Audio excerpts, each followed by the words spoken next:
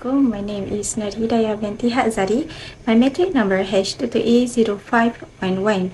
In this assignment, we consist of 8 members, which is me, Hidayah, Shafiqah, Shakira, Hazira, Fatin Alia, Batrisha Umaira, Soleha, and Joy Sherwes. So, in this assignment, we want to talk about Introduction to Human Anatomy and Psychology, which is our main topic is diabetes. So, let's begin. The introduction. Diabetes is condition that occur when our blood sugar is too high. It develops when our pancreas does not produce enough insulin or when our body does not respond to the effect of insulin properly.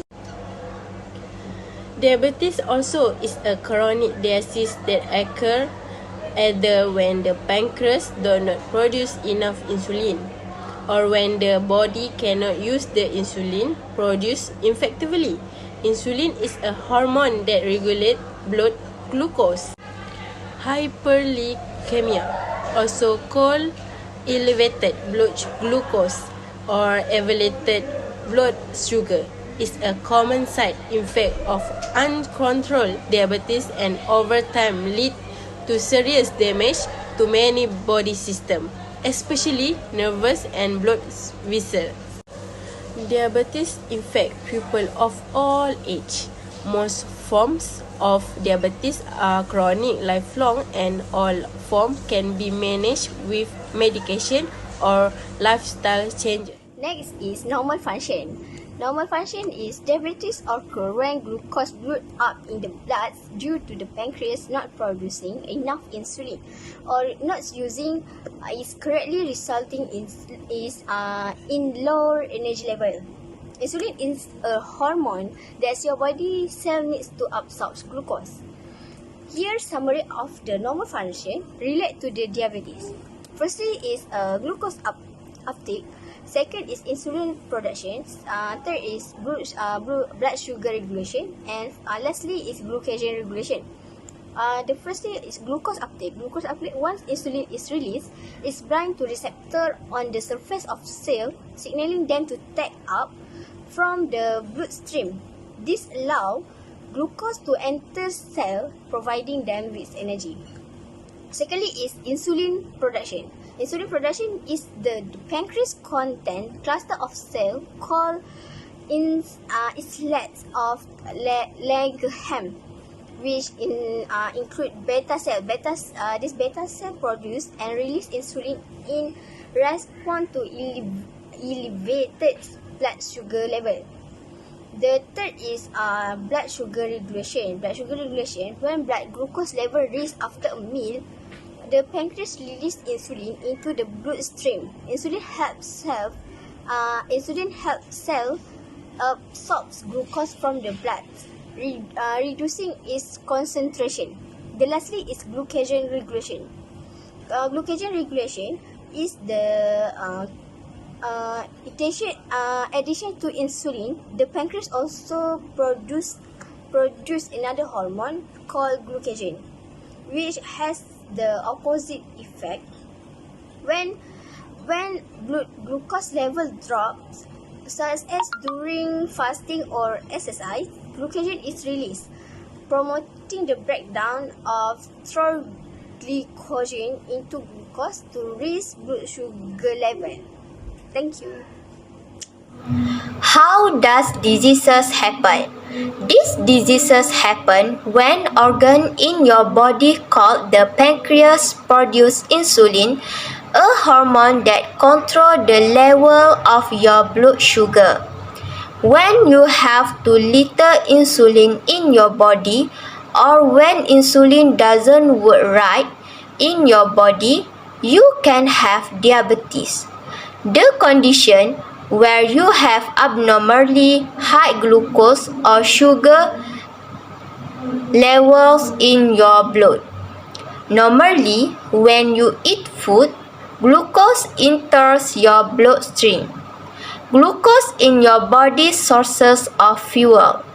Your pancreas makes insulin to move glucose from your bloodstream into muscle, fat, and liver cell, where your body turns it into energy. There are three major types of diabetes.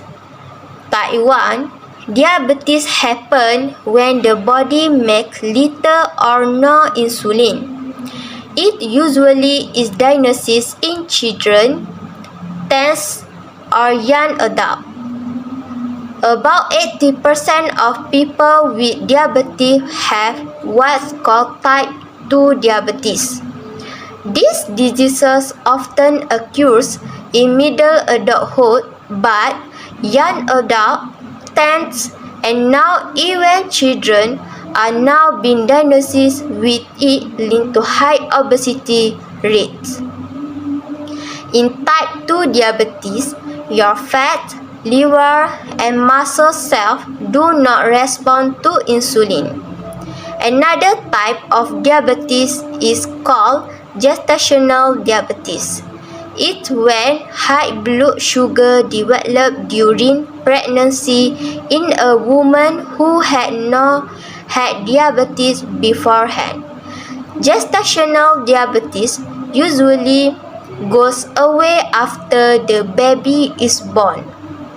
But still pay attention.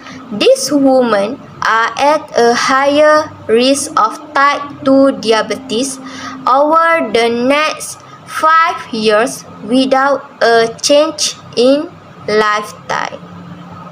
Next, I will explain the part when does diabetes happen. This is also very dangerous and harmful because it can occur at any age, be it elderly or young. However, diabetes is most common in middle age and older people. It's more likely to have diabetes if you are over 45 years of age, have a family history, or more commonly known as a hereditary hit of diabetes, or are overweight leading to obesity. In addition, some says that the true cause of most types of diabetes cannot be clearly known. Among the causes that can be investigated is when insulin resistant diabetes also occurs mainly due to insulin resistance. Insulin resistance occurs when cells in your muscles, fat and liver do not respond as they should to insulin. Several factors and conditions contribute to varying degrees of insulin resistance, including obesity, lack of physical activity, diet, hormonal imbalance, genetics, and certain medication. Other than that, diabetes also occurs when an autoimmune disease appears, which is a disease that occurs when your immune system attacks the insulin-producing cells in your pancreas. Among them, hormonal imbalance that is during pregnancy, the placenta releases hormones that cause insulin resistance, so you may develop gestational diabetes if your pancreas cannot produce enough insulin to overcome insulin resistance. Other hormone-related conditions such as acromegaly and Cushing's syndrome can also be caused by diabetes. Next, the occurrence of pancreatic damage, which is physical damage to the pancreas caused by conditions, surgery, or injury. Disease can also affect his ability to make insulin, resulting in diabetes. Lastly, due to genetic mutation that occur due to certain genetic mutation factors that can cause morbid and neonatal diabetes. However, in all causes sugar accumulate bloodstream. This is fair to say because the pancreas does not produce enough insulin, so there is no need that diabetes can also be said to occur due to a combination of genetic and environmental factors. Steps to prevent diabetes.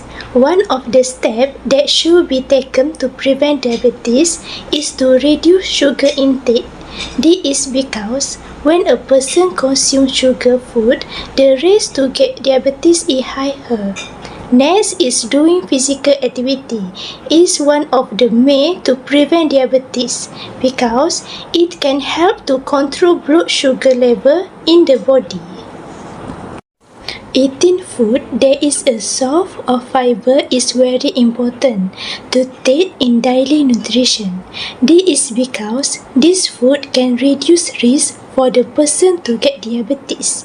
And the last one is increased intake of plain water drink. Plain water does not have any calorie, and when you take regularly drink water can avoid to consume sugar water. How to do it to manage diabetes? Patient diabetes can maintain a healthy weight to manage diabetes. An essential component of avoiding diabetes is weight management. Secondly, patient diabetes can join the diabetes education to know and learn about the knowledge of diabetes. It also can help the patient diabetes manage diabetes more effectively. Thirdly, patient diabetes also can use medication and insulin therapy to manage diabetes more effectively. They may need oral medication, injector medication, or insulin therapy depending on the kind of diabetes they have and how severe it is.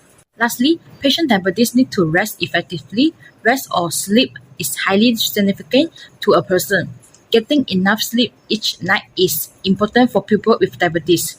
Since insufficient sleep pattern raise the risk of developing diabetes. And the last part is conclusion. In conclusion, every generation cannot run away from getting diabetes. It is recorded that around 30% to 40% of diabetes patients will eventually face a kidney failure. Diabetes patients must be regularly tested for the health of their kidneys and other vital organs. Diabetes damages the heart's blood vessels, increasing the possibility of a heart attack. Although diabetes is a severe condition worldwide, it can be controlled and the height rates reduced by exercising and eating suitable meals.